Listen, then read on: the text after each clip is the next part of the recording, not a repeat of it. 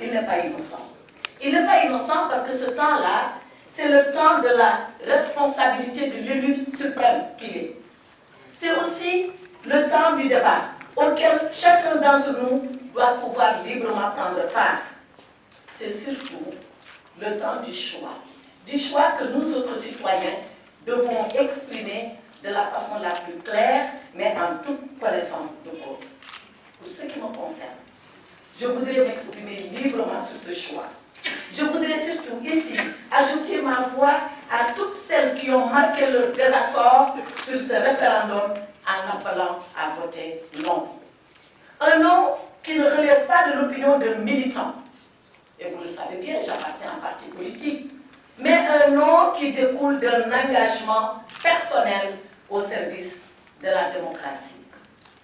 Un non, j'allais dire un quadruple non, 4 fois non. Un non qui, loin de l'invective et de la passion déraisonnée, loin des calculs opportunistes et situationnistes, un non qui se justifie au plan éthique et moral, au plan juridique et légal, au plan politique et au plan social. Au plan éthique et moral, vous le savez très bien, ce référendum s'adosse à un reniement et sur la violation d'un pacte que le président de la République a passé avec le peuple, ce peuple qu'il a si magistralement élu un soir de mars 2012. Est-ce que Monsieur le Président de la République était lié par ce pacte? Oui, et je considère qu'il est lié par ce pacte, beaucoup plus même que par l'avis du Conseil constitutionnel qu'il est en train d'invoquer.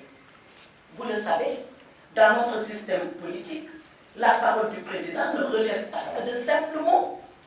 Loin de là. Et vous le vérifierez en lisant l'article 1er de notre Constitution. Que dit cet article?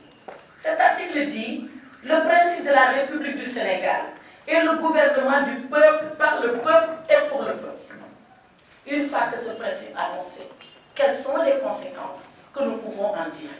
Ce principe, vous le voyez, instaure entre l'élu suprême, qu'est le président de la République, et le peuple, une ligne de confiance que rien ne doit venir interrompre, ni même perturber. Sauf si le mandat arrive à terme.